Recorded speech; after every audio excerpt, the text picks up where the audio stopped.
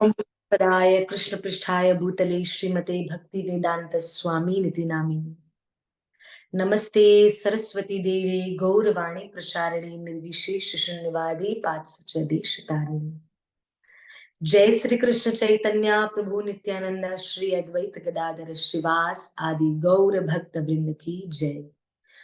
हरे कृष्णा कृष्ण कृष्णा हरे हरे, हरे राम राम राम हरे हरे। जय राधा माधव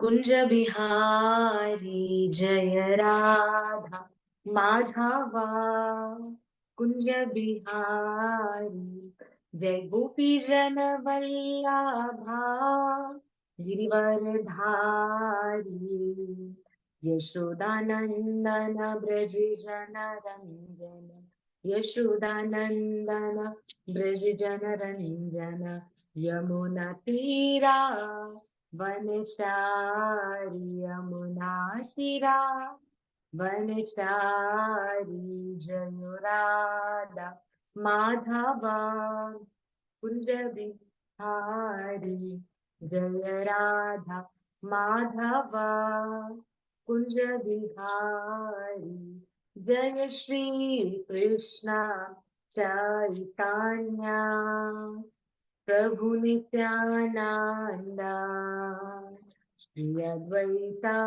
गदाधर श्रीवासादि गौर भक्तवृंद। हरे कृष्णा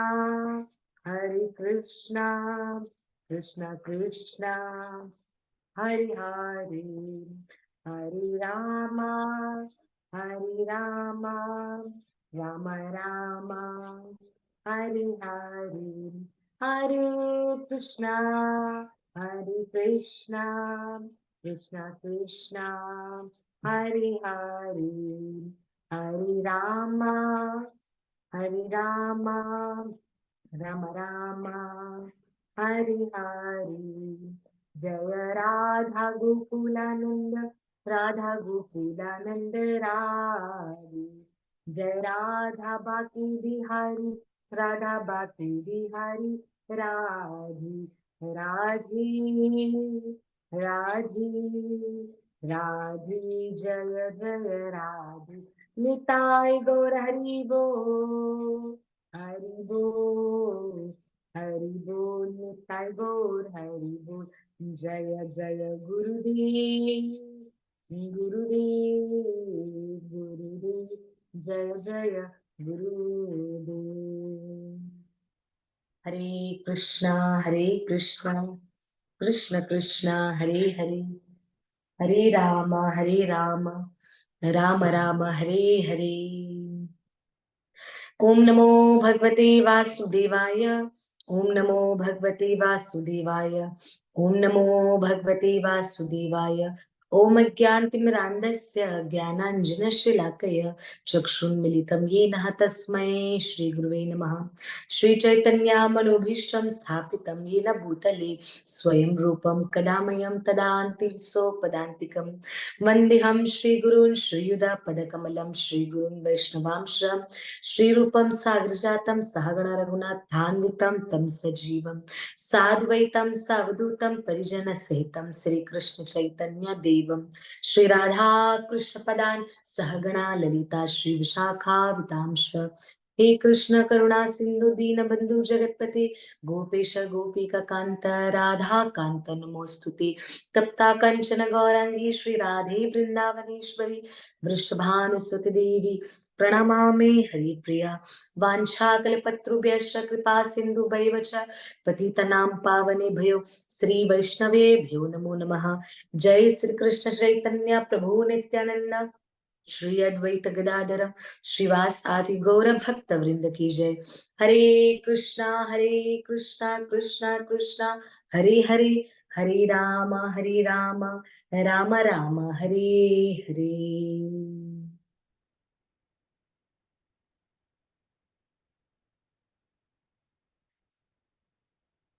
हरे कृष्णा, जय श्री राधे।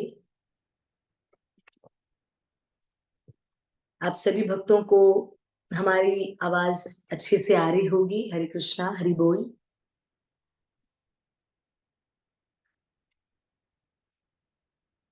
हम्म, जी, धन्यवाद। आप सभी भक्तों का धन्यवाद। आगे बढ़ते हैं। ठाकुर जी की कृपा से श्री कृष्ण कथा में आप सभी वैष्णवों का, सभी भक्तों का हार्दिक स्वागत है। जय श्री राधे, हरे कृष्णा। राधा रानी की कृपा से, श्री कृष्ण की कृपा से, गुरुदेव की कृपा से आज हम अक्षय तृतीय की महिमा श्रवणम करेंगे। अक्षय तृतीय जो कि बहुत शुभ और बहुत पावरफुल दिन है। अक्षय तृतीय जो कि है 10 तारीख को, अभी बस 2 दिन बाद ही अक्षय तृतीय। तो आप सभी भक्तों से मेरी प्रार्थना है कि अक्षय तृतीय की महिमा को बड़ी ध्यान से सुने, क्योंकि अक्षय तृतीय वाले दिन, अक्षय तृतीय इतना क्यों इम्पोर्टेंट है, इतना क्यों उसका महत्व है, आज हम ये सुनेंगे।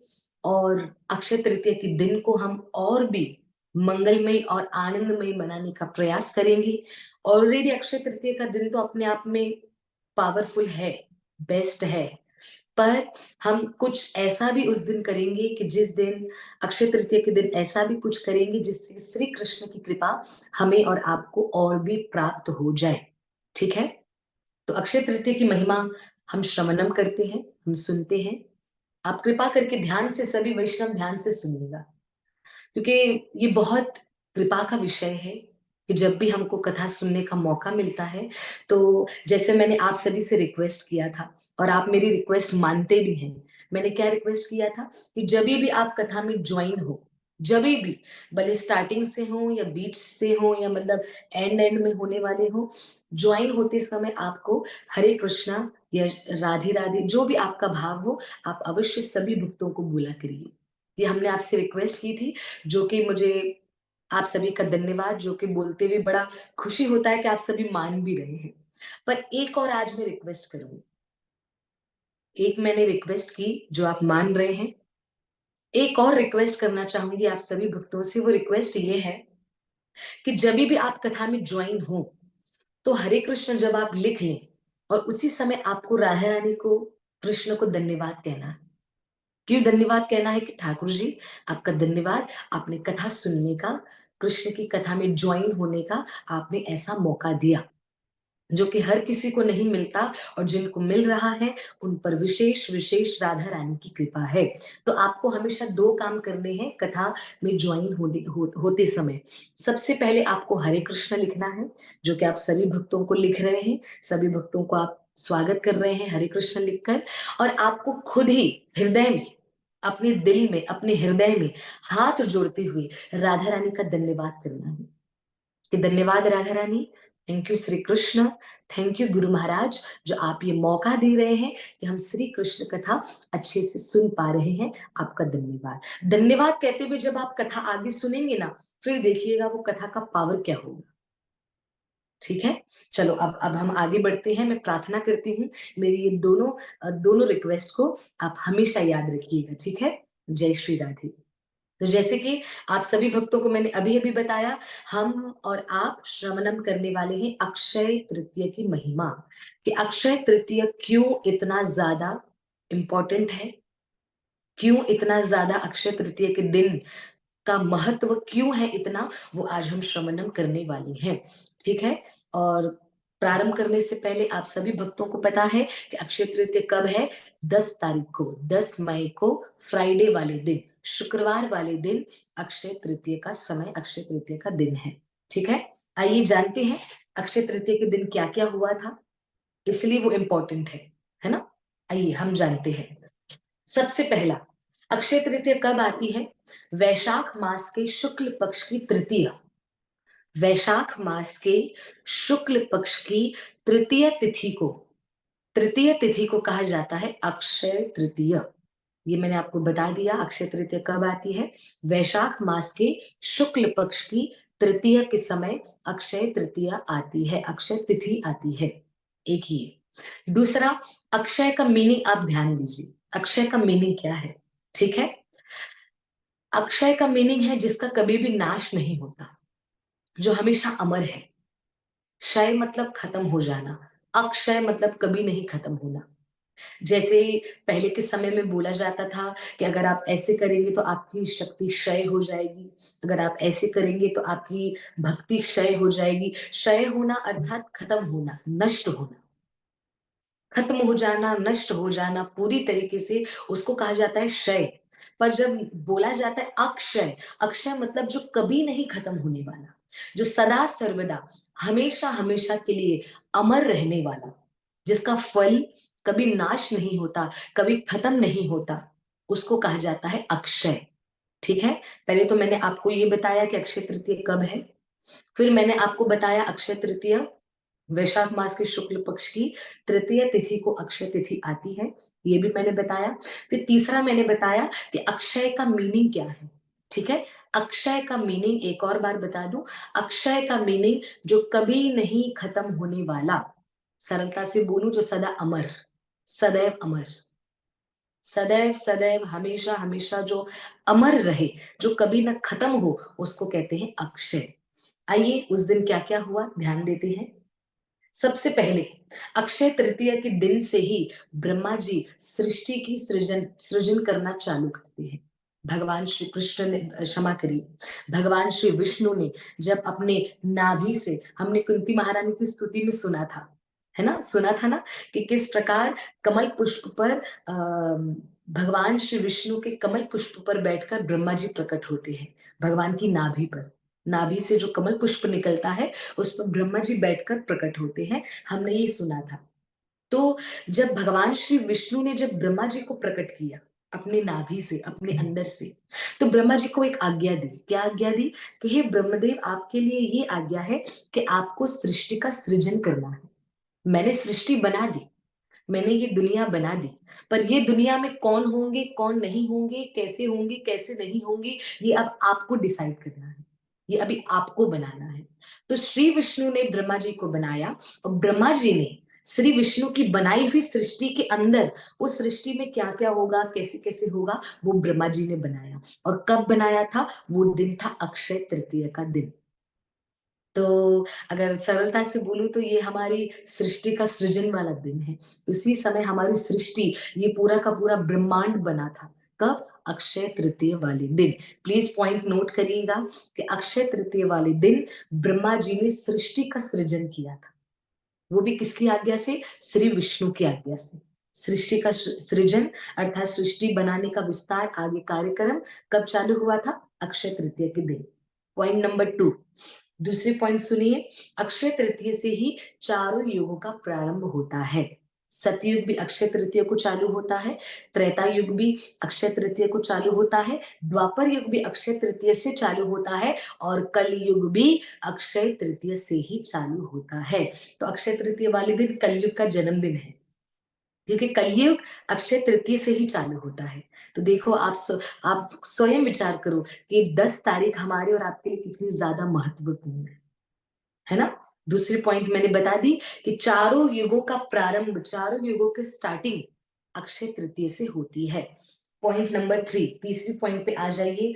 बद्रीनाथ, केदारनाथ, गंगोत्री, यमुनोत्री, ऐसे बड़े-बड़े धामों के दर्शन जो बंद रहते हैं, 6 महीना बंद, 6 महीना खुले। ओके। शायद कोई नोट भी कर रहे हैं, कुछ भक्त नोट कर रहे हैं। काजल माता जी, प्लीज़ थोड़ा स्लो बताओ ना, लिखने लिखने रह जा रहा है। अच्छा, ओके, हम स्लो बता रहे हैं।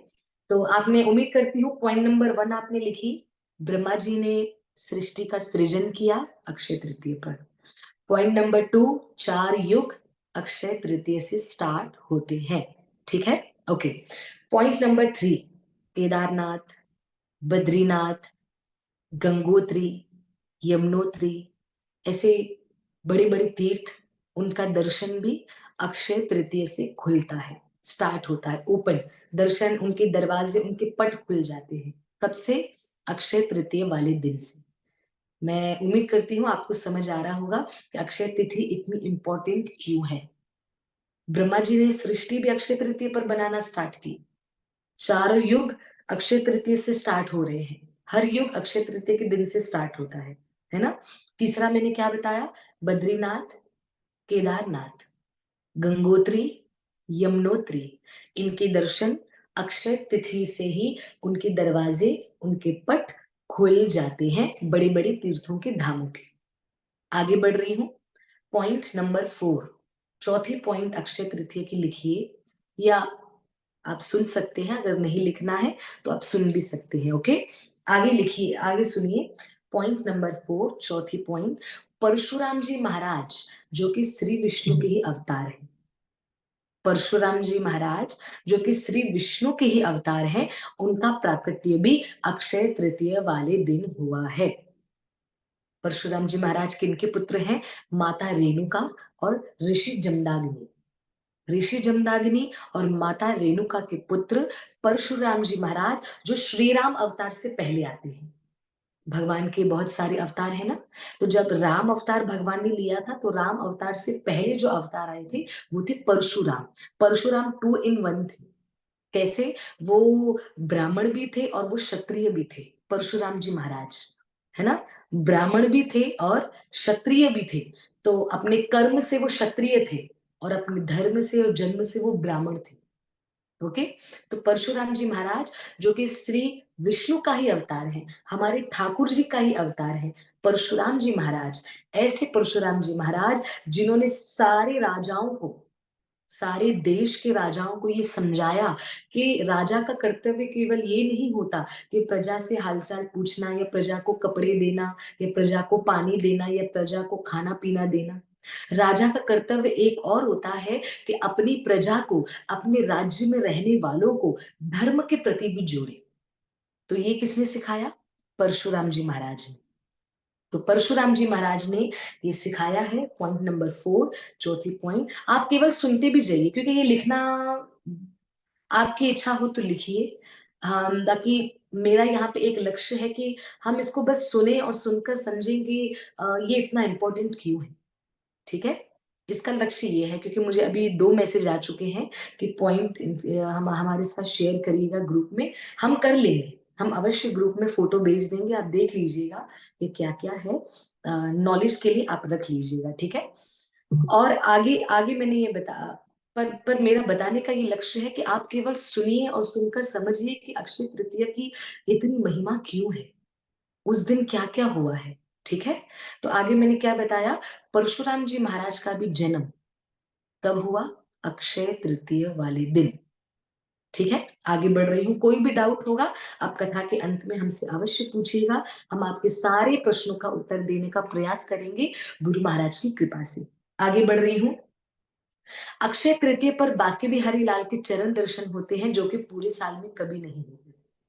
बांके बिहारी जी महाराज हमारे वृंदावन की राजा, बांके बिहारी, जिनको हरिदास जी महाराज ने प्रकट किया निधिवन में, बांके बिहारी लाल। तो ऐसे बांके बिहारी लाल पूरे वर्ष, पूरा साल अपने चरणों को छुपाए रखते हैं, पर अक्षय तृतीया वाले दिन साल में एक बार सारे भक्तों को, अपने पूरे भक्तों को बांके बिहारी लाल अपने श्री चरण कमलों का दर्शन देते हैं।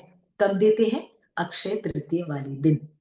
ठीक है, तो आप कृपा करके ये भी सुनिए और इसका आनंद लीजिए। वंदिता माता जी का मैं धन्यवाद करूंगी कि वंदिता माता जी पॉइंट्स आप सभी के लिए लिखती जा रही है। उमा माता जी, बरखा माता जी, जिन्होंने मैसेज किया, आप प्लीज उसमें से नोट भी करते जाइए। आई मीन आप स्क्रीनशॉट या अभी जो आप कर सके वो आप करिए कि अक्षय तृतीया की इतनी महिमा क्यों है। ठीक है, आगे बढ़ रही हूँ। बांके बिहारी के चरण दर्शन होते हैं कब? अक्षय तृतीया को। ओके, आगे बढ़ रही हूँ। अभी तक मैंने 5 पॉइंट बताए। मैं उम्मीद करती हूँ ये 5 पॉइंट से हमने समझा होगा कि अभी तक हमको इतना पता होगा कि इतनी वैल्यू क्यों है, इतनी महिमा क्यों है। ओके, आगे बढ़ रही हूँ। एक तो मैंने ब्रह्मा जी ने सृष्टि बनाई, मैंने ये बताया। फिर दूसरा बताया 4 युग स्टार्ट होते हैं अक्षय तृतीया से। फिर तीसरा बताया कि 4 धाम, जो दूसरे 4 धाम है, नॉट प्रॉपर वाले, है ना। प्रॉपर प्रॉपर मतलब जो शास्त्रीय प्रमाण वाले हैं वो तो 4 धाम कौन से हैं, वो आप सभी भक्तों को पता होना चाहिए। वो 4 धाम कौन से हैं? बद्रीनाथ, रामेश्वरम, द्वारिका, जगन्नाथपुरी। जो शास्त्र बताते हैं वो 4 धाम वो है। पर जो जो संत महापुरुष भी जिस 4 धाम का वर्णन करते हैं वो है केदारनाथ, बद्रीनाथ, गंगोत्री, यमुनोत्री। ये पवित्र क्षेत्र इनके दर्शन भी अक्षय तृतीया से प्रारंभ होते हैं, मैंने ये भी बताया। फिर मैंने बताया परशुराम जी महाराज का भी जन्म दिन कब है? अक्षय तृतीया वाले दिन। फिर मैंने बताया बांके बिहारी लाल के चरण दर्शन कब होते हैं? अक्षय तृतीया वाले दिन, साल में एक बार, ओनली साल में एक बार दर्शन होते हैं। आगे बता रही हूँ, द्रौपदी मैया को, पांचों पांडवों की पत्नी द्रौपदी मैया, उनको भी अक्षय पात्र मिला था। कब? अक्षय तृतीया वाले दिन। अच्छा, सबसे पहले तो मैं आपको बताऊं कि अक्षय पात्र की छोटी सी कथा है, 1 मिनट में आपको समझाना चाहूंगी। पर हाँ, उसकी कथा कुछ इस प्रकार है कि जब कौरवों ने छल किया था पांडवों के साथ, और छल करके कौरवों को जब वन में बेच दिया था, तो वन में बेचने के बाद 13 साल का उनको वनवास दिया था, है ना? जिसमें बोला था 12 साल आप छुप कर रहेंगे, है ना? और 1 साल अज्ञातवास, जिसमें 1 साल के लिए तो किसी के सामने भी नहीं आना है। 12 साल भले आ सकते हो, पर जो 1 साल होगा, जो 13वां साल होगा, वो किसी के सामने भी नहीं आना है। अगर आप आ गए तो वापस आपको 13 साल पूरा का पूरा वनवास जाना पड़ेगा। तो ऐसा कौरवों ने पांडवों के सामने शर्त रखी थी। तो जब पांडवों को वनवास मिला, तो पांडवों के वनवास के समय बहुत सारे संत महापुरुष उनके पास आते थे, पांडवों के पास भोजन करने। तो युधिष्ठिर महाराज के पास इतना कुछ होता नहीं था ब्राह्मणों को खिलाने के लिए, संतों को खिलाने के लिए।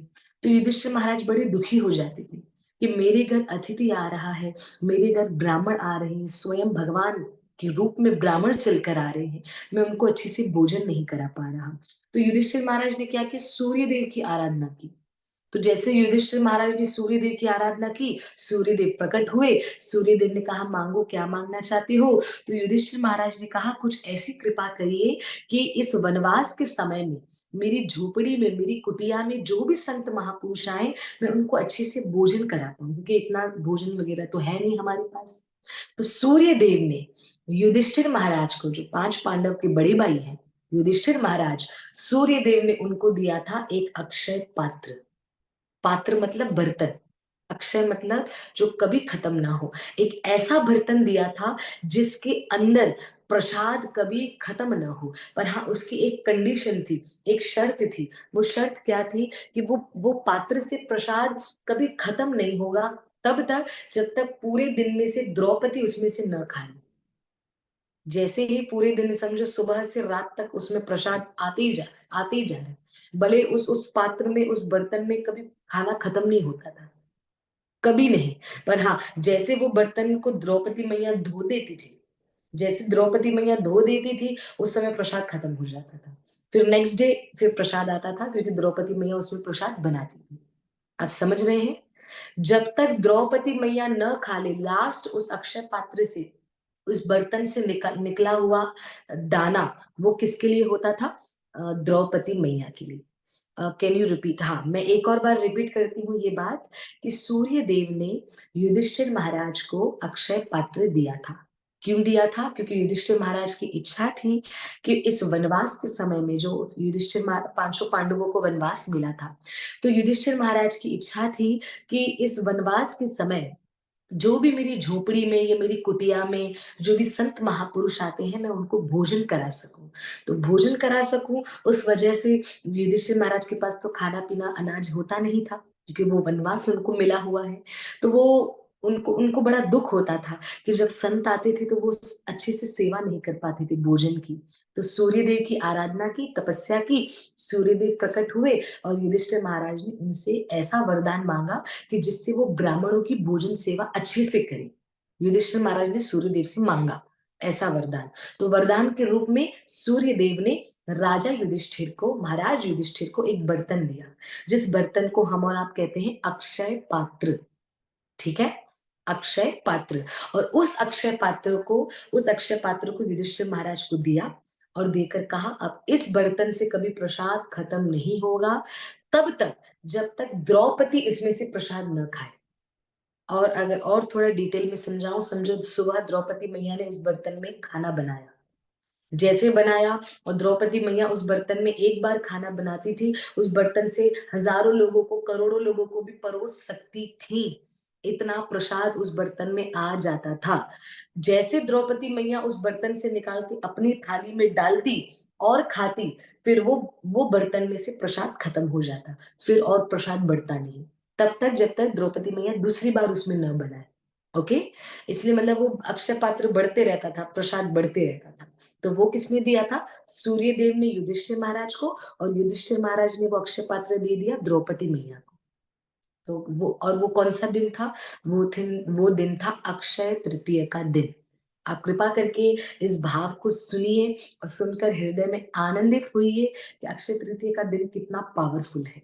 द्रौपदी मैया को अक्षय पात्र उसी दिन मिला था, अक्षय तृतीय के दिन। आगे बढ़ रही हूं। गंगा मैया गंगा मैया इस धरती पर जब आई थी, वो भी दिन था अक्षय तृतीय का दिन। वो भी दिन था अक्षय तृतीय का दिन। क्योंकि भागीरथी जी महाराज ने जब गंगा मैया की आराधना की, तपस्या की, तो गंगा मैया जब भगवान श्री कृष्ण के चरण कमलों से, जब वैकुंठ से, जब गंगा मैया, क्षमा करिए, गौलोक धाम से जब गंगा मैया कृष्ण के चरणों से निकली, भागीरथी जी ने जब प्रार्थना की, कृष्ण के चरणों से जब गंगा मैया निकली, तो ऊपर से गौलोक धाम से धरती पर आने के टाइम गंगा मैया का स्पीड इतना तेज था, इतना तेज था कि अगर गंगा मैया धरती पर आती तो धरती माता के टुकड़े टुकड़े हो जाते, क्योंकि गंगा मैया का आने का स्पीड इतना तेज था। तो भागीरथी जी बड़े व्याकुल हो गए, टेंशन में आ गए कि क्या करना चाहिए।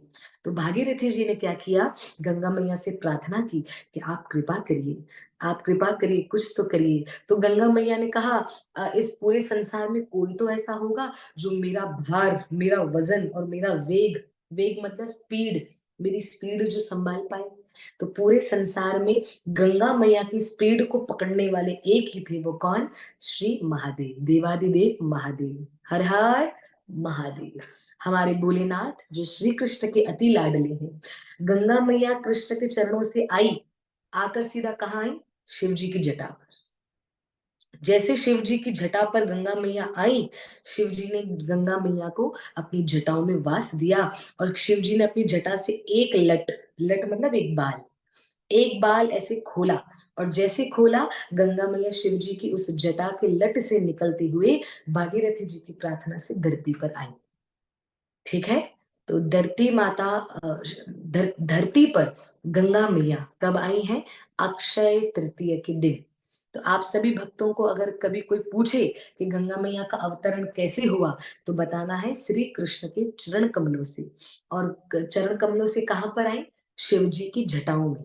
क्यों आई? मैंने आपको बताया, क्योंकि स्पीड बहुत तेज थी, सहन नहीं कर पाती धरती माता गंगा मैया की स्पीड, इसलिए शिव जी ने अपनी एक लट खोली, उस एक लट में से गंगा मैया फिर धरती पर है। पूरी जटा खोल देते तो और भार, भयंकर भार हो जाता है ना। एक बाल, शिव जी ने अपनी जटाओं का एक लट खोला, जैसे एक बाल खोला, उसमें से गंगा मैया उतरकर धरती पर आई। और जब धरती पर गंगा मैया ने अपना प्रवेश किया, वो दिन था अक्षय तृतीय का दिन। तो गंगा मैया की जय हो, जय हो। आगे बढ़ रहे हैं। तो गंगा मैया भी अक्षय तृतीय के दिन आई। आगे, अक्षय तृतीय के दिन अन्नपूर्णा देवी का भी जन्म हुआ। अन्नपूर्णा देवी का प्राकट्य, उनका जन्म कब हुआ? अक्षय तृतीय के दिन। अक्षय तृतीय के दिन देवी अन्नपूर्णा, जिनका सेवन, जिनका भोजन हम और आप करते हैं, जिनकी कृपा से हमें और आपको भोजन मिलता है, देवी अन्नपूर्णा जब हमारी रसोई में आकर विराजमान होती है, तभी तो अनाज बढ़ता है, तभी तो हम अच्छे से वो स्वादिष्ट अनाज, पौष्टिक अनाज, पौष्टिक अन्न हम और आप भगवान को भोग लगाकर हम स्वयं खाते हैं। तो अगर देवी अन्नपूर्णा की कृपा जिन पर नहीं होती, तो वो अनाज से, वो भोजन से वंचित हो जाती है। तो अगर हमें और आपको भोजन मिल रहा है, हम और आप अच्छे से भरपेट भोजन कर रहे हैं, तो ये अन्नपूर्णा देवी की विशेष कृपा है, क्योंकि उन्हीं की वजह से आज हमारे और आपकी रसोई में आज भोजन है, अन्न है। तो देवी अन्नपूर्णा जो अन्न की देवी है, जो भोजन की देवी है, उनका भी अवतार कब हुआ? उनका प्राकट्य कब हुआ? अक्षय तृतीय के दिन, देवी अन्नपूर्णा का। आगे बढ़ते हैं। अक्षय तृतीय के दिन ही कुबेर जी महाराज, जो रावण के भाई भी हैं, कुबेर जी महाराज जो रावण के भाई भी हैं, कुबेर जी महाराज को सारे देवी देवताओं का कोषाध्यक्ष घोषित कर दिया था। ट्रेजरर अर्थात सारे देवी देवताओं का धन, सारे देवी देवताओं का पैसा, स्वर्ण चांदी जो संभालते थे, वो कौन थे? कुबेर जी महाराज। अपनी सरल भाषा में बोलूं तो हम भी जैसे लॉकर वगैरह में रखते हैं ना अपना पैसा, अपना चीजें सब, तो वैसे देवी देवताओं का लॉकर का हेड कौन हो गए? कुबेर जी महाराज। और कुबेर जी महाराज को ये पदवी, ये पोजीशन कौन से दिन मिली? अक्षय तृतीया के दिन। तो अगर सरलता से मैं एक लाइन में बोलूं तो अक्षय तृतीया के दिन ही कुबेर जी महाराज को देवी देवताओं का ट्रेजरर घोषित किया था, कोषाध्यक्ष घोषित कर दिया था कि आज के बाद से देवी देवताओं का जितना भी सोना है, पैसा है, चांदी है, वो कौन संभालेंगे? कुबेर जी महाराज, जो धन के देवता है। दैट मीन्स आप इजीली समझ लीजिए कि धन के देवता कुबेर जी अक्षय तृतीया के दिन ही बने थे। ओके, आगे आगे बढ़ रही हूँ। वंदिता माता जी आप सभी के लिए लिखती भी जा रही हैं। देखो ये एक भक्त हेल्प कर रहे हैं आपकी सबकी। वंदिता माता जी को बहुत बहुत धन्यवाद और बहुत बहुत बड़ी कृपा है। आप कृपा करके नोट करते जाइए, ठीक है। आगे बढ़ रही हूँ मैं। जगन्नाथ रथ यात्रा, जगन्नाथ रथ यात्रा के जो रथ हैं, जब अभी जगन्नाथ रथ यात्रा आने वाली है, हमारे प्रभु जगन्नाथ रथ पर विराजमान होकर हम सभी को दर्शन देने के लिए अपना मंदिर छोड़कर वृंदावन जाने वाले हैं। वृंदावन मतलब क्या? रानी गुंडीचा का मंदिर, मतलब जहाँ पे जगन्नाथ जी एट प्रेजेंट बैठे हुए हैं, वो स्थान श्री मंदिर है। श्री मंदिर मतलब जगन्नाथ जी का स्थान, उसको बोला जाता है वैकुंठ धाम, है ना। उसको बोला जाता है वैकुंठ धाम, और संत महापुरुष तो उस मंदिर को द्वारिका धाम भी कहते हैं। तो जगन्नाथ जी अभी जहाँ बैठे हैं वो वैकुंठ है, पर जगन्नाथ भगवान रथ पर बैठकर अपना मंदिर छोड़कर अपनी मासी के घर जाती है। उनकी मासी का नाम है रानी गुंडीचा, जो कि राजा इंद्रदुम्न की पत्नी है। वो जगन्नाथ भगवान की मासी थी। तो जगन्नाथ भगवान उनके घर, उनके महल जाते हैं, और उनका महल मंदिर से ज्यादा दूर नहीं है, कुछ 10-15 मिनट 20 मिनट का रास्ता है बस। तो जगन्नाथ जी अपना मंदिर छोड़कर अपनी मासी माँ के घर जाते हैं, और उनकी मासी माँ के घर को वृंदावन धाम भी बोला गया है। तो जिस रथ पर जगन्नाथ भगवान बैठकर जाते हैं ना, वो रथ अक्षय तृतीया के दिन से बनना स्टार्ट होता है। मतलब अभी 10 तारीख से रथ बनना स्टार्ट हो जाएगा, और अपने हाथों से सब भक्त अपने हाथों से जगन्नाथ भगवान के रथ को बनाएंगे। मैं आपसे रिक्वेस्ट करूंगी, आप यूट्यूब पे दिया हुआ है, यूट्यूब पे मैं बहुत टाइम पहले मैं देखा करती थी कि यूट्यूब पे अच्छे से दिया हुआ है, जगन्नाथ रथ यात्रा का पूरा डॉक्यूमेंट्री बनाकर दिया हुआ है कि किस प्रकार जगन्नाथ भगवान रथ पर बैठकर जाते हैं, और किस प्रकार उनका रथ रथ बन रहा है, कैसे है, सब सब सब अच्छे से बताया गया है। तो मैं भी आपसे प्रार्थना करूंगी, आप कथा के बाद यूट्यूब पर अवश्य देखिएगा कि किस प्रकार जगन्नाथ भगवान का रथ तैयार होता है, और कैसे जगन्नाथ रथ यात्रा की तैयारी होती है। ओके, तो मैंने क्या बताया? अक्षय तृतीया वाले दिन से जगन्नाथ भगवान का रथ बनना शुरू होता है, स्टार्ट होता है, आरंभ होता है। ओके, आगे। ये तो बहुत अच्छी पॉइंट है, मेरी फेवरेट पॉइंट है। अक्षय तृतीया के दिन श्री कृष्ण सुदामा का मिलन हुआ था। श्री कृष्ण सुदामा का मिलन हुआ था अक्षय तृतीया वाले दिन। ओके, तो आप सभी भक्तों को ये पता होना चाहिए कि हमारे कृष्ण और सुदामा, जिनकी मित्रता का हम एग्जाम्पल देते हैं सबके सामने, कि दोस्ती हो, मित्रता हो, तो कृष्ण सुदामा जैसी हो। तो जब कृष्ण सुदामा बचपन में फर्स्ट टाइम मिले थे ना, तो वो भी दिन कौन सा था? अक्षय तृतीया का दिन। और जब कृष्ण सुदामा जब बड़े हो गए, जब सुदामा द्वारिका गए थे कृष्ण से मिलने के लिए 3 मुट्ठी चावल लेकर, और जब कृष्ण द्वारिका में भी सुदामा से मिले थे, वो भी दिन था अक्षय तृतीया का दिन। तो प्लीज आप हृदय में बैठाइए कि अक्षय तृतीया के दिन श्री कृष्ण सुदामा का मिलन हुआ था। दोनों मित्र, दोनों दोस्त, दोनों बेस्ट फ्रेंड्स अक्षय तृतीया वाले दिन मिले थे, है ना। आगे आगे बढ़ रहे हैं। अक्षय तृतीया के दिन से ही महाभारत का शास्त्र लिखना स्टार्ट हुआ था। अक्षय तृतीया के दिन से महाभारत का शास्त्र लिखना स्टार्ट हुआ था। और वो खत्म कब हुआ था? गणपति गणपति महाराज जब हमारे घरों में आते हैं, अभी गणेश चतुर्थी भी आने वाली है, बड़े धूमधाम से सभी भक्त, पूरे पूरे विश्व में सभी भक्त गणेश जी की आराधना करते हैं। और 11 दिन गणेश जी के जो उत्सव चलते हैं, तो जो 11वां दिन होता है ना, 11वां दिन, उस दिन गणेश जी ने अपनी कलम को रखा था और लिखना कंप्लीट हो गया था महाभारत शास्त्र। ओके। गणेश जी के लिए लिखने के लिए तो सिर्फ 11 दिन थे, पर कहते हैं ना, वो समय और ये समय में फर्क है। हम कलयुग में है, वो समय कुछ अलग था। तो इसलिए अक्षय तृतीया से महाभारत की रचना शुरू हुई थी। गणेश जी महाराज ने वेदव्यास जी की रिक्वेस्ट से महाभारत को लिखना स्टार्ट किया था। ओके।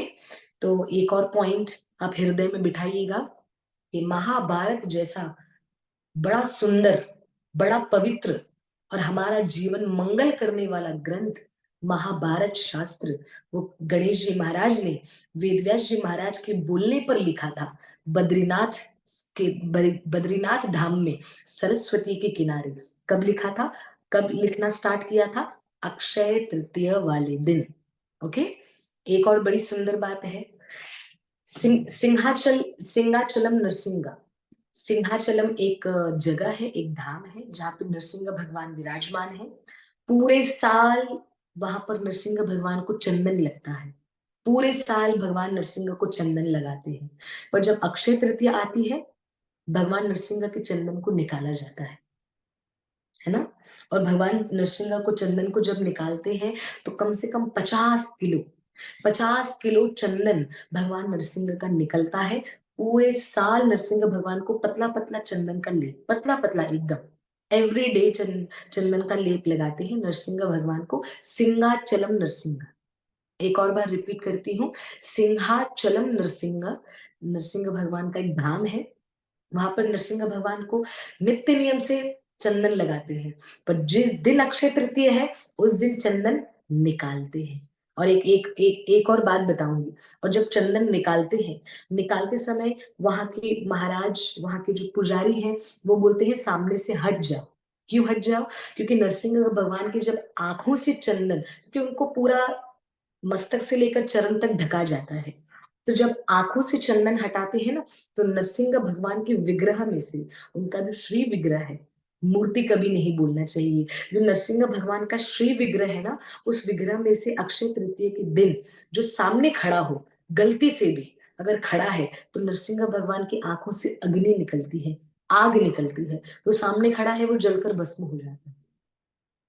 क्योंकि पूरा साल नरसिंह देव आंखें बंद करते हुए चंदन से अपनी सेवा स्वीकार करते हैं। पर जैसे अक्षय तृतीया आती है, उनका चंदन निकलता है। और जैसे निकलता है, पूरा निकलता है और फिर नया लगता है।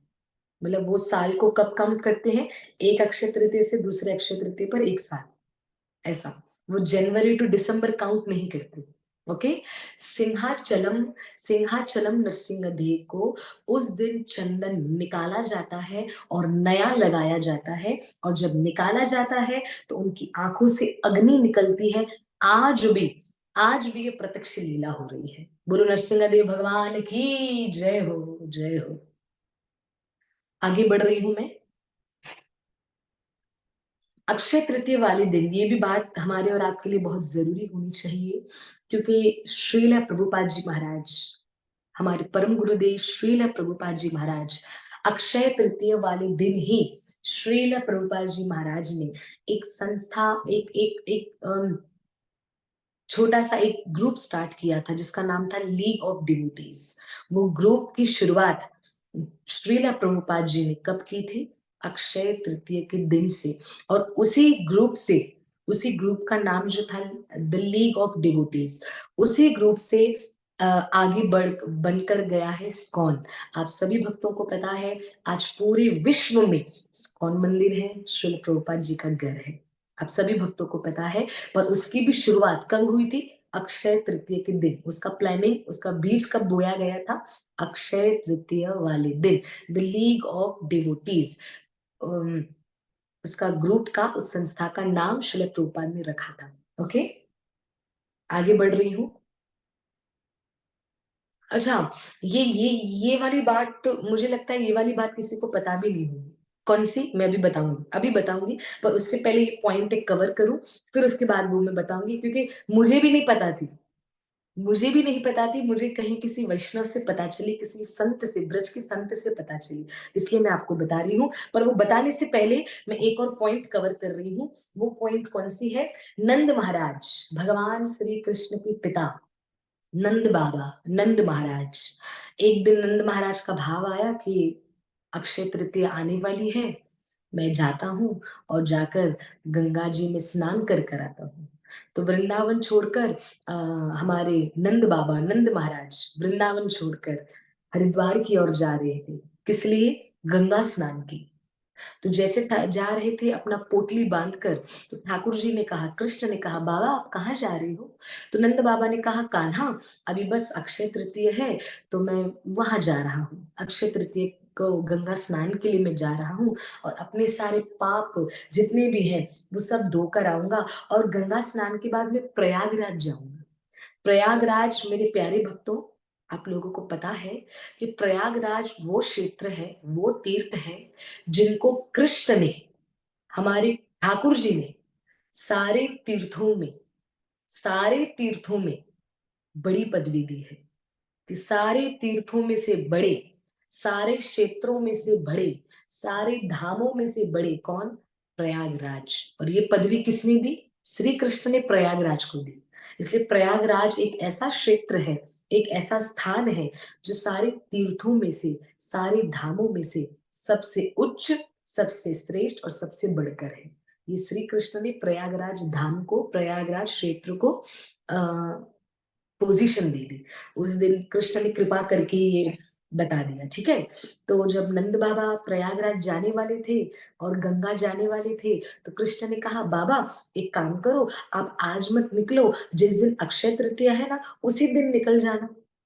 तो नंद बाबा ने कहा, नहीं नहीं, मुझे तो तभी जाना पड़ेगा, मुझे वहां अक्षय तृतीया वहां मनानी है। तो ठाकुर जी रोने लगे, जिद करने लगे।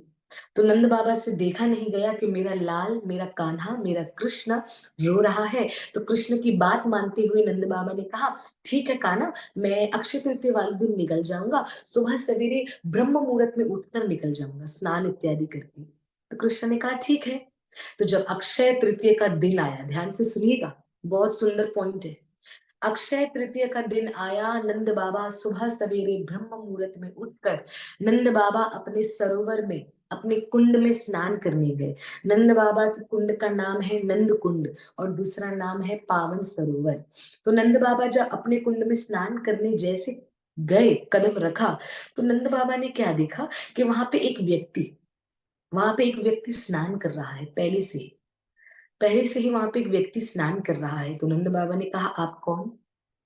आप कौन, और इतना सुबह सुबह ब्रह्म मुहूर्त में, इतना सुबह सवेरे आप मेरे कुंड में स्नान कर रहे हैं? आप अपना परिचय दीजिए, दैट मीन्स आप अपना इंट्रोडक्शन दीजिए। तो उन्होंने कहा, हे नंद बाबा, हे मेरे श्री कृष्ण के पिता, मैं आपको प्रणाम करता हूँ, मेरा नाम है प्रयागराज, मैं और कोई नहीं, मैं प्रयागराज हूँ। नंद बाबा ने कहा, प्रयागराज? प्रयागराज ने कहा, हाँ वही प्रयागराज जहां पर आप आना चाहते थे अपने पाप धोने।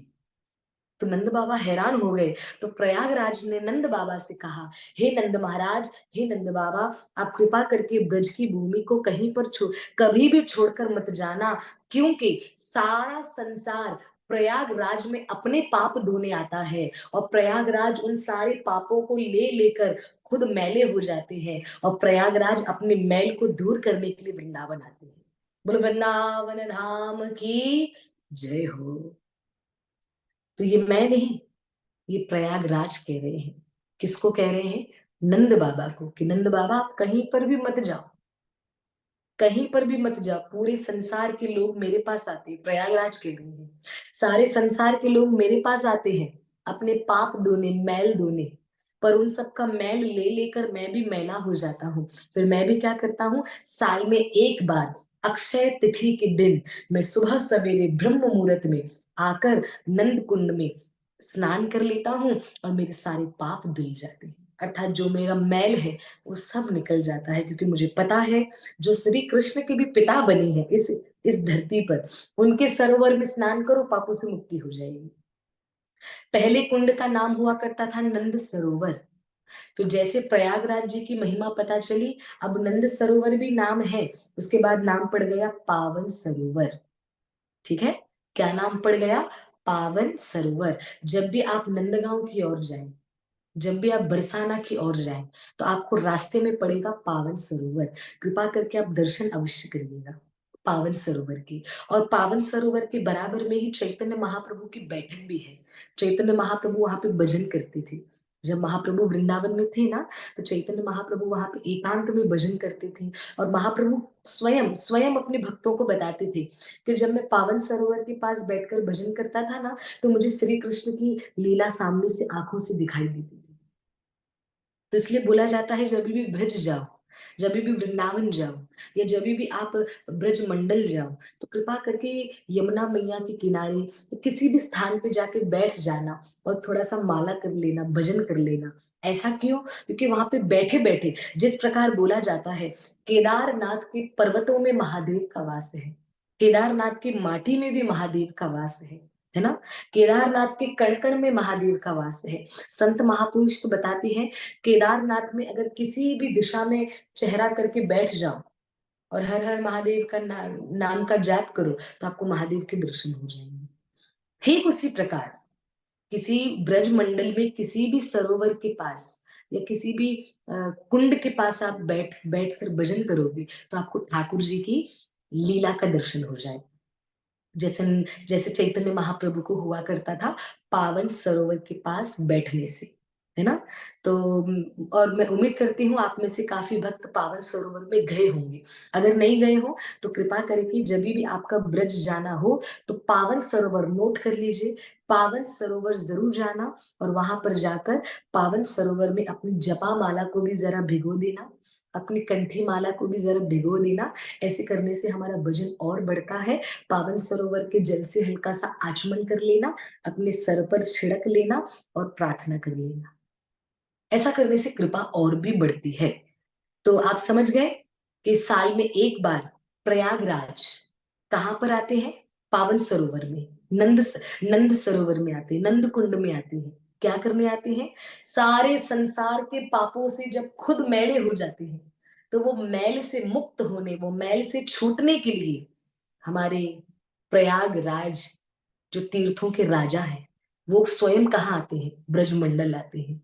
इसलिए बोला जाता है, वृंदावन धाम ब्रजमंडल सर्वश्रेष्ठ। सारे तीर्थ सारे धाम उसी में वास करते हैं। आगे बढ़ रही हूँ, बड़ी सुंदर बात बता रही हूँ। हाँ, मैंने बताया कि एक एक एक पॉइंट बताने वाली हूँ, जो मुझे भी किसी संत महापुरुष की से पता चली, ठाकुर जी की कृपा से। अक्षय तृतीय वाले दिन, प्लीज कान खोल के सुनिएगा, हृदय और कान दोनों दोनों खोल के सुनिए। अक्षय तृतीय वाले दिन से ही भगवान श्री कृष्ण, अक्षय तृतीय के दिन ही श्री कृष्ण ने राधा रानी का पहली बार श्रृंगार किया था। बोलो राधा रानी की जय हो। तो श्री कृष्ण ने पहली बार श्रृंगार कब किया था? अक्षय तृतीय वाले दिन। और किसका श्रृंगार किया था? हमारी रासेश्वरी, हमारी गौरांगी श्रीमती राधा रानी, उनका श्रृंगार किया था हमारे श्री कृष्ण ने। कब? अक्षय तृतीय वाले दिन। तो मैं प्रार्थना करती हूँ कि पहला श्रृंगार जैसे कृष्ण ने राधा रानी का किया था बढ़िया सा, वैसे आप भी अक्षय तृतीय वाले दिन अपने अपने घरों के ठाकुर का बड़ा सुंदर श्रृंगार करिए। बड़ा सुंदर, मेरी एक प्रार्थना है, आप सभी भक्तों से मेरी नम्र प्रार्थना है, और मुझे पता है आप सभी भक्त मेरी प्रार्थना को स्वीकार करेंगे। और चंदन यात्रा की दो कथा आती है, क्षमा करिए, ये तो मैंने सब बताया। अब लास्ट पॉइंट सुनिए, अक्षय तृतीय वाले दिन से चंदन यात्रा प्रारंभ होती है। चंदन यात्रा अर्थात क्या, उसी दिन से, क्योंकि ये गर्मियों का मौसम है ना, उसी दिन से भगवान को चंदन लगाया जाता है। 21 दिनों तक, 21 डेज तक भगवान को चंदन लगाया जाता है। चंदन यात्रा से प्रारंभ होता है ना। तो आपने आज न्यू बात सुनी, नहीं सुनी? क्या सुनी? कि कृष्ण ने, भगवान श्री कृष्ण ने राधा रानी का पहला श्रृंगार, फर्स्ट श्रृंगार कब किया था? चंदन यात्रा वाले दिन, अक्षय तृतीय वाले दिन, जिसको हम चंदन यात्रा भी कहते हैं, है ना। तो 21 दिनों तक ये चंदन यात्रा का दिन चलता है और शुरुआत इसकी कब होती है? अक्षय तृतीय वाले दिन से। अक्षय तृतीय कल है ना? नहीं, सानिल जी, सानिल अग्रवाल जी जिन्होंने मैसेज किया, अक्षय तृतीय कल नहीं, अक्षय तृतीय 10 तारीख को है, फ्राइडे, शुक्रवार वाले दिन। 10 तारीख को अक्षय तृतीय है। आप सभी भक्तों से मेरी प्रार्थना, आज आज 7 तारीख है, अब हम मिलेंगे 9 तारीख को। अब हम मिलेंगे 9 तारीख को। आप पूछेंगे माता जी 9 तारीख को क्या बताने वाले हैं? 9 तारीख को मैं अक्षय तृतीय से जुड़ी 2 कथा बताने वाली हूँ। चंदन यात्रा से जुड़ी हुई 2 कथा, एक में एक कथा है अक्षय तृतीय से जुड़ी हुई और एक कथा है चंदन यात्रा से जुड़ी हुई। तो जो भक्त चाहते हैं कि ये दोनों कथाओं का हम लाभ लें, तो कृपा करके 9 तारीख को कृपा करके आप थर्सडे वाले दिन, जो गुरुवार का दिन है, प्लीज ज्वाइन हो जाइएगा। उस दिन आपको पता चलेगा कि अक्षय तृतीय की कथा क्या है और चंदन यात्रा, भगवान को चंदन क्यों लगाया जाता है, किस लिए लगाया जाता है और ये परंपरा कैसे शुरू हुई, हम और आप ये जानने का प्रयास करेंगे। और चंदन यात्रा की कथा में हम एक दो ऐसे पॉइंट्स भी जानने का प्रयास करेंगे जिससे हमको चंदन यात्रा का उत्साह और बढ़ जाएगा। तो जो चाहते हैं कि इन दोनों कथाओं को सुनना और इन दोनों कथाओं को सुनकर अपना जीवन सफल करना, प्लीज 9 तारीख को थर्सडे, अर्थात बस आज 7 तारीख, कल 8, परसों, अब हम कथा करेंगे परसों। परसों प्लीज ज्वाइन होइएगा, क्योंकि उसके बाद 10 तारीख को तो अक्षय तृतीय है। ओके, तो आज हमने और आपने क्या क्या सुना? बड़ी सुंदर लीला सुनी कि किस प्रकार, आई मीन बहुत बड़ी सुंदर सुंदर पॉइंट सुनी कि किस प्रकार अक्षय तृतीय पर क्या क्या हुआ और क्यों इतना महत्व है। ठीक है। और हाँ, 9 तारीख को मैं ये भी बताऊंगी कि अक्षय तृतीय पर हमको ज्यादा से ज्यादा क्या करना है, तो ताकि हम उसको सुनकर उस दिन, अक्षय तृतीय का दिन, हम उसको व्यर्थ ना गवाएं। मैं सच्ची बता रही हूँ, मैं आपसे प्रार्थना कर रही हूँ, अक्षय तृतीय का दिन ऐसे ही व्यर्थ मत गवाना। प्रयास करना कि पूरा दिन आपका कृष्णमयी हो, पूरा दिन आपका भक्तिमयी हो, पूरा दिन आपका सेवामयी हो, है ना। तो प्लीज थर्सडे 9 तारीख हमारे साथ जुड़ जाइए। हम अक्षय तृतीय और चंदन यात्रा की कथा सुनाने वाले हैं और वो कथा, मेरा विश्वास है, आपका हृदय छू लेगी। और आज हमने बहुत सारी पॉइंट्स सुनी कि अक्षय तृतीय पर क्या हुआ, वो इतना क्यों महत्व है। और हाँ, बस कथा को बस अभी मैं विराम करने जा रही हूँ जी। दी उस दिन मेरी न्यू घर पे हवन एंड पूजा है। मैं सोच रही हूँ मेरे लड्डू गोपाल वहां ले जाऊं, आपको ले जाना चाहिए, बिल्कुल ले जाना चाहिए बरखा जी, बरखा माता जी, क्योंकि नए घर में ठाकुर ना हो तो ये बात उचित नहीं है। नए घर में पहले ठाकुर का प्रवेश होना चाहिए, उसके बाद हमारा होना चाहिए। तो अगर आपके नए घर में आप जा रहे हैं, सबसे पहले तो मेरी ओर से और भक्तों की ओर से बरखा माता जी आपको बहुत बहुत बधाई हो आपकी नए घर की। और उस दिन आप अपने लड्डू गोपाल को तैयार करके और चंदन लगाकर बड़े आनंद से लड्डू गोपाल को लेकर जाइएगा, लड्डू गोपाल के ही घर में। और लेते जाते हुए कहना, लड्डू गोपाल ये आपका। अच्छा, हम 1 मंथ बाद, बिल्कुल 1 मंथ बाद जाइए, पर आरती के समय, पूजा के समय आपको ठाकुर जी को लेके जाना है।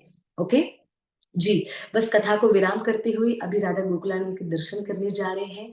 गोकुलानंद के दर्शन करने से पहले, गोकुलानंद के दर्शन करने से पहले मैं गोकुलानंद की ही बात आप सभी भक्तों को बता दूं। एक और बार, एक और बार उन सभी भक्तों का धन्यवाद जिन्होंने राधा गोकुलानंद की चंदन यात्रा की सेवा की। मेरा हृदय बहुत खुश है ये बताते हुए कि इतने भक्त गोकुलानंद की सेवा के लिए आगे बढ़ रहे हैं। कोई किस प्रकार, कोई किस प्रकार, कोई कैसे तो कोई कैसे। है ना? तो मुझे बहुत अच्छा लग रहा है, बहुत अच्छा। जैसे उल्लासनगर शहर में ही कुछ भक्त हैं, उन्होंने हमसे कहा कि माताजी एक एक सेवा तो मैंगो फेस्टिवल भी है। मैंगो फेस्टिवल में माताजी हम एक काम करते हैं, हम आम लेकर चले जाएँगे गोकुलानंद के लिए, या हम 1 दिन पहले ही लेके दें क्योंकि वो सजाना पड़ता है, सब सेवा करनी पड़ती है। तो कोई भक्त आम देकर सेवा कर रहा है, कोई भक्त फूलों की सेवा कर रहा है, कोई भक्त राधा गोकुलानंद के भोजन की सेवा कर रहा है, क्योंकि गोवर्धन लीला आ रही है। गोवर्धन लीला भी गोकुलानंद अपने हाथ में गोवर्धन पर्वत उठाने वाले हैं। मैं सच बता रही हूँ, दर्शन के लिए आप इंतज़ार ज़रूर करिएगा। इतने सुंदर और इतने भव्य दर्शन श्री श्री राधा गोकुलानंद के होने वाले हैं ये चंदन यात्रा के दिनों में। दर्शन लीला केवल 5 है, पर हमारे हृदय को वो 5 साल तक रिमेम्बर रहे ऐसी छाप छोड़ने वाली है। और आप सभी भक्तों का धन्यवाद फॉर सेवा। एक और मौका, क्योंकि 2-3 भक्तों ने मुझे मैसेज किया कि माताजी अभी भी क्या सेवा कर सकते हैं? क्योंकि सिर्फ़ 10 तारीख तो अभी है। हमने कहा अवश्य कर सकते हैं, क्योंकि अभी तक हमने फूल तो लिए नहीं हैं, फ्रेश फ्लावर्स तो आए नहीं हैं, और उस दिन फूलों का श्रृंगार ठाकुर जी धारण कर रहे हैं। पूरा pure real flowers Thakur ji अपने मस्तक से लेकर चरणों तक राधा गोकुलानंद स्वीकार करने वाले हैं, धारण करने वाले हैं। तो कोई पुष्पों की सेवा करने को इच्छा रख रहे हैं, या कोई आम सेवा करने को, या कोई उसी आम सेवा में थोड़ी और अपनी सेवा ऐड करने को। तो आप भक्तों को पहले तो धन्यवाद, सेवा करने के लिए हृदय से धन्यवाद और मेरा प्रणाम। और एक और सूचना, अभी भी समय है, कोई भक्त इच्छा रखना चाहते हैं, आप कृपा करके गोकुलानंद आपके अपने हैं, आप गोकुल प्रभु जी को मैसेज करिए, आपका स्वागत है। बिल्कुल आपका स्वागत है। और अच्छा ठीक है, कभी-कभी इच्छा आती है ना कि हम स्वयं जाके वो खुद सेवा करें। तो आप अपने हाथों से, अगर आप उल्लासनगर शहर में रह रहे हैं, तो आप अपने हाथों से मैंगो फेस्टिवल से पहले 1 या 2 दिन पहले आप आम खरीद के गोकुला को देकर आइए। क्योंकि ये भाव हमको अवश्य रखना है। ज़रूर, ज़रूर, ज़रूर रखना चाहिए कि इससे हमारे ठाकुर जी की हमारे ठाकुर जी की बस सेवा कैसे हो।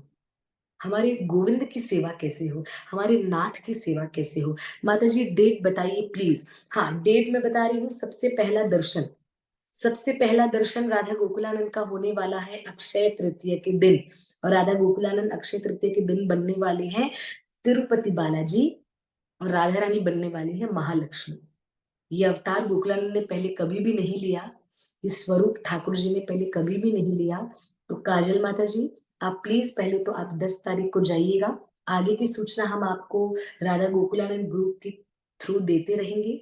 और जब जैसे-जैसे आप दर्शन करने जाएँगे, वहाँ पे माता-पिता, गोकुल प्रभु जी सब आपको गाइड करते जाएँगे कि आने वाले दिनों में कौन-सा फेस्टिवल कब मनाया जा रहा है, जाके महाप्रसाद का आनंद लेना है, राधा गोकुलानंद के दर्शन का, और साथ ही साथ हरिनाम संकीर्तन का भी आनंद लेना है।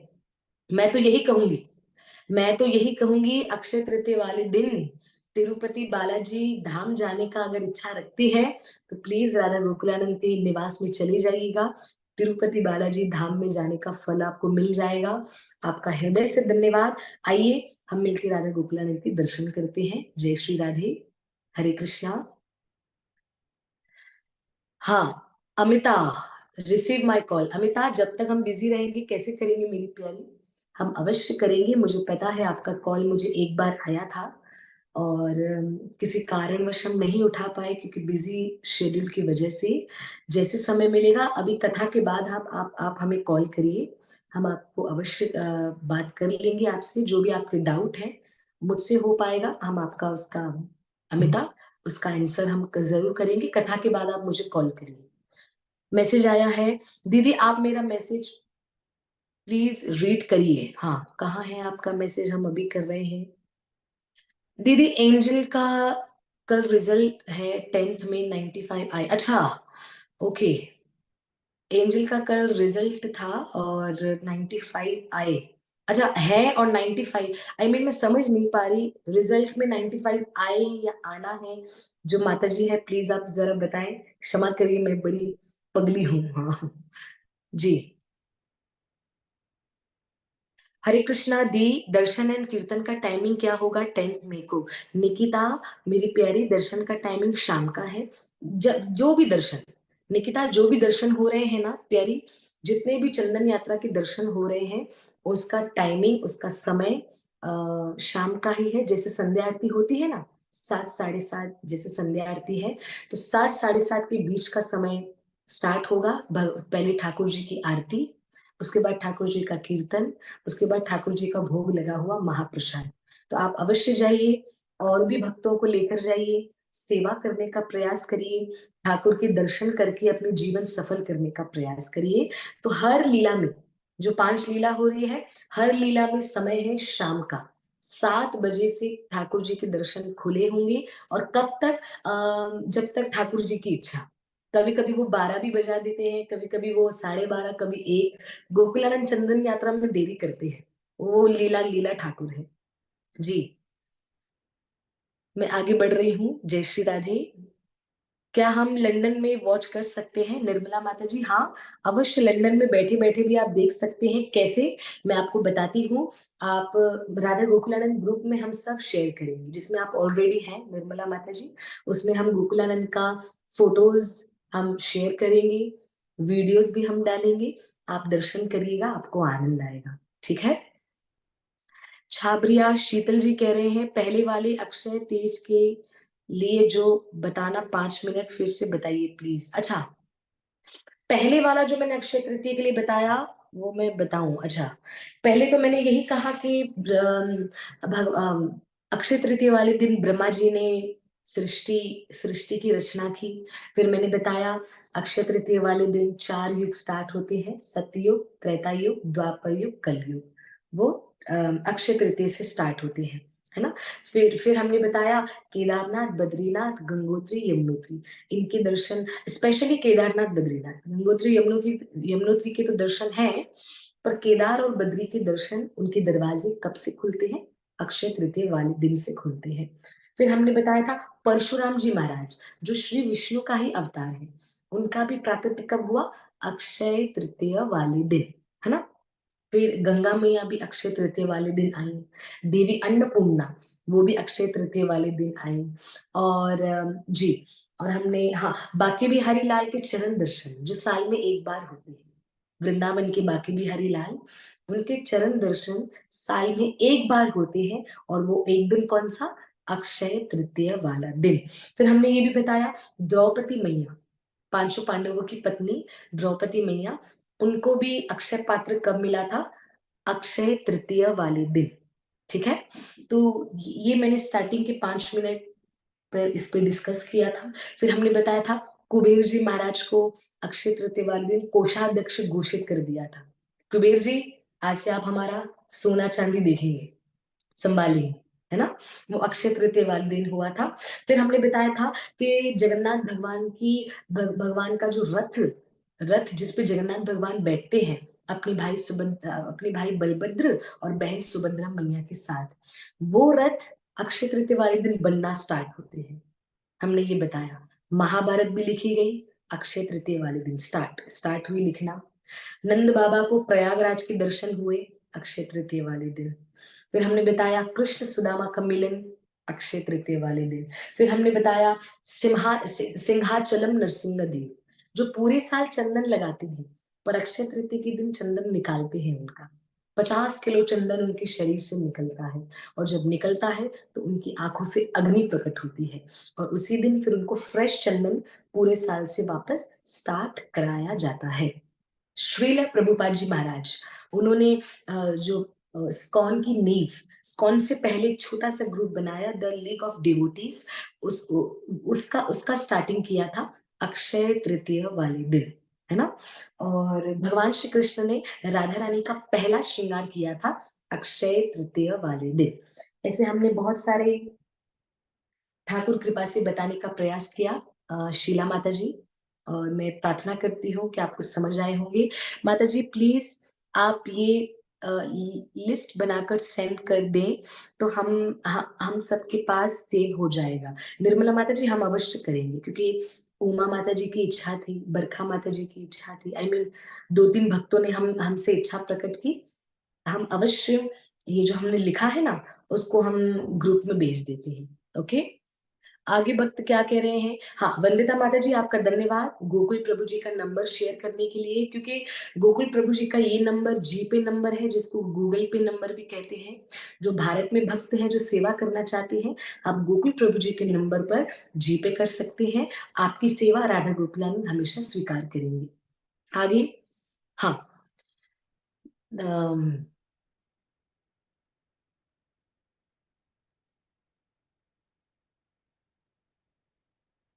जी, माताजी लास्ट कथा की रिकॉर्डिंग भी भेजना। हाँ, काजल माताजी, हम अवश्य लास्ट कथा की रिकॉर्डिंग भी भेजेंगे, बिल्कुल भेजेंगे।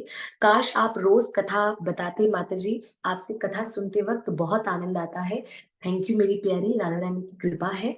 हम फिर से मिल रहे हैं 9 तारीख को, तभी और डबल आनंद आएगा, है ना? ओके।